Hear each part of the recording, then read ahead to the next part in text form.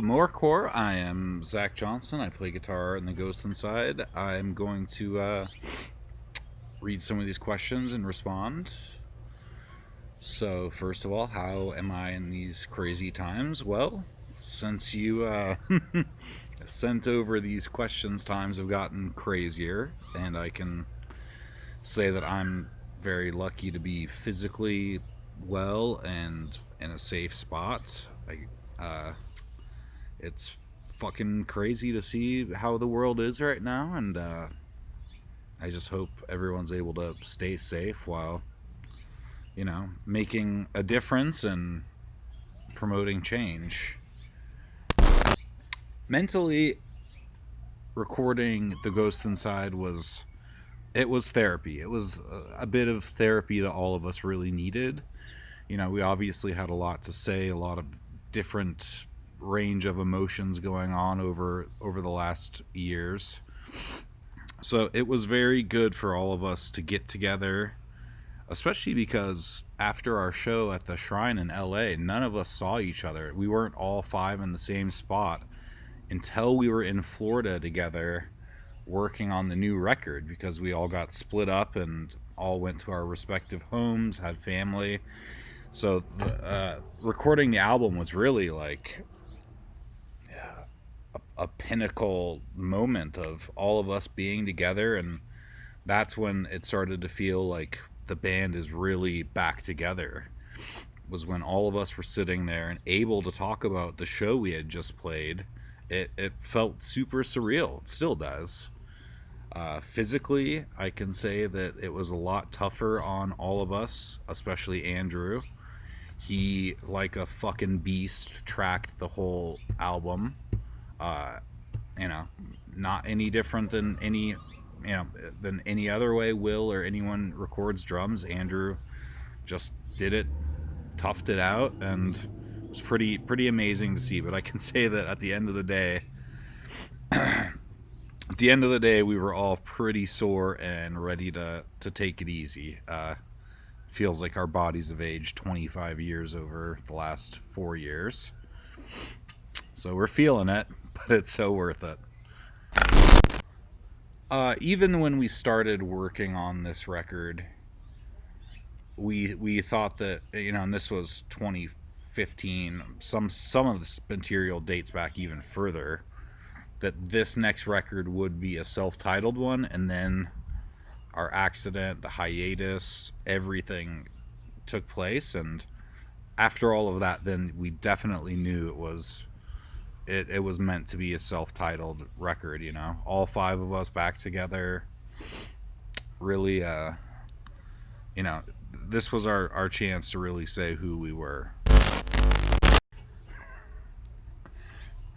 Watching the video for Aftermath for the first time, the first edits of it aren't much different than the final product, so I probably cried as much, if not more, than anybody else.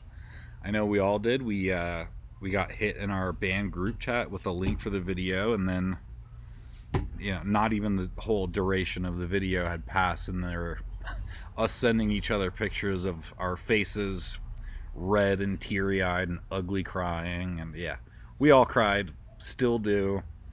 Our family did. It's you would think being so in it and consumed and in that world would make us numb to it, but it doesn't. It doesn't one bit. It still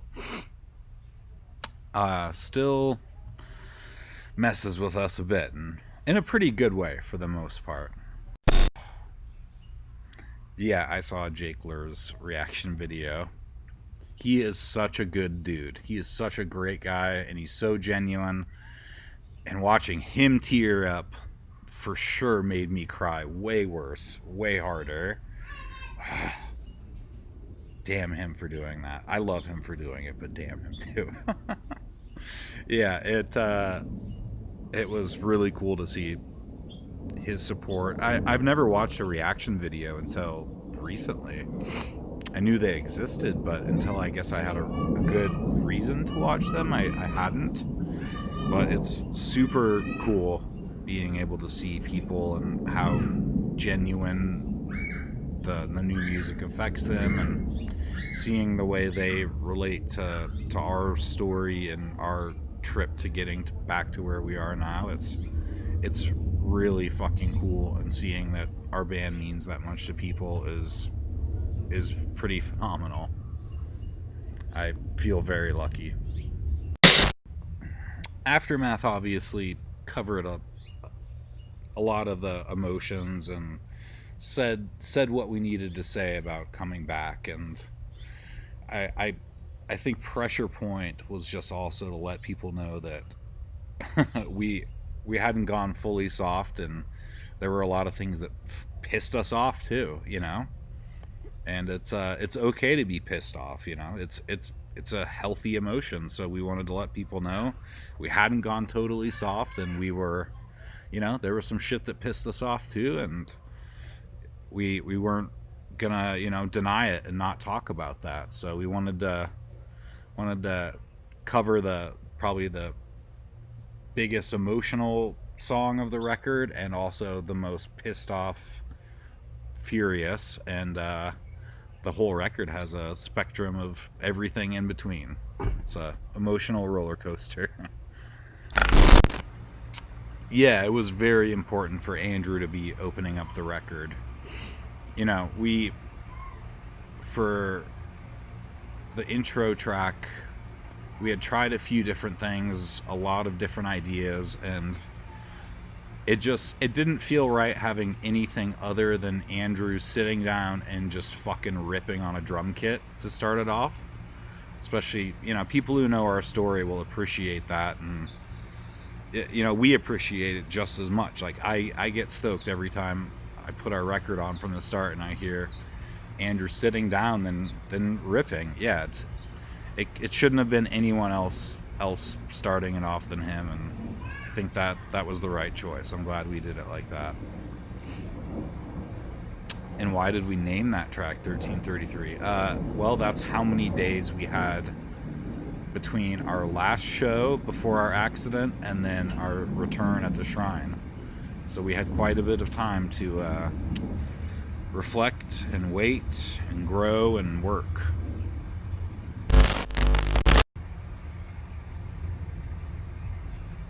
The ghost inside?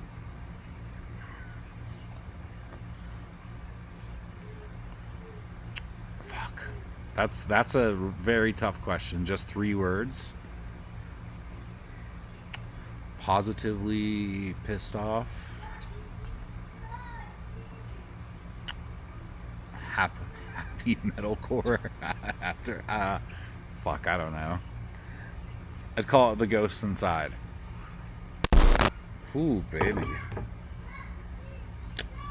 My personal favorite. I think my personal favorite is gonna have to be The Outcast. I don't know if you've heard this whole record. Everybody will shortly, but lyrically, just how heavy and upbeat it is, and the kind of one-liner theme of that song. I've loved it since we came up with it, and I can't fucking wait to play it. It's gonna be so sick. Well, we just did announce that 2021 we will be doing Full Force, our show at Brixton in London, and then our show in Massachusetts in the States. It was quite an ordeal to get rebooked. I can't say if we'll be adding anything else as far as Europe. So far we've been trying to be as transparent as possible, and we're still figuring out, you know, what we are capable of, because the morning after, the few days after each of our shows, 2 shows we've played so far, like, we have felt it, you know. It's going to be difficult for us to be road dogs like we used to. The desire is there, but I can't say just yet. There are too many uncertainties, especially with COVID, the state of the world, the anarchy, the fucking everything. I know we're playing Full Force next year, and that's a pretty good start. actually, that'd be the intro and Still Alive. I cannot wait to be on stage or be staged on stage and hear Andrew start playing that drum fill and all come in and literally start a new chapter of The Ghost Inside with a new chapter of The Ghost Inside. You know, that was our bass player Jim. He has had this idea for quite a while. What side is mine on? I participated. This little guy, these guys. You know, we are always dumbfounded when we see how many people have put TGI on their body forever. It's super fucking cool, and it means a lot to us. It really does. So seeing how many there were and how flooded we were is just amazing, you know. There's a high-res photo on our website where you can really look at everything, and that's the first thing I did when I saw the collage coming together, was just look through all of them and, you know, recognize, oh, I've seen this one in person. I know this person. I've seen this online. Like, there's no cooler show of support than that. And if we can make that part of The Ghost Inside, the record, that's perfect. It's a win-win. You know, we did something kind of similar. We sourced from our friends and fans for the Dear Youth music video, and this just felt like that on a bigger scale. It was really cool to see, and he killed it, and that came together super well. We fucking miss you guys. We straight up miss you guys. You know, we've been able to play Los Angeles, and we played in Australia, but I can say this, for our first 2 shows back being outside, pretty decent sized stages, nowhere does it like Germany. You guys are the best. I just, you know, stay safe and wash your hands, and I can't wait to see you guys next summer. Thank you.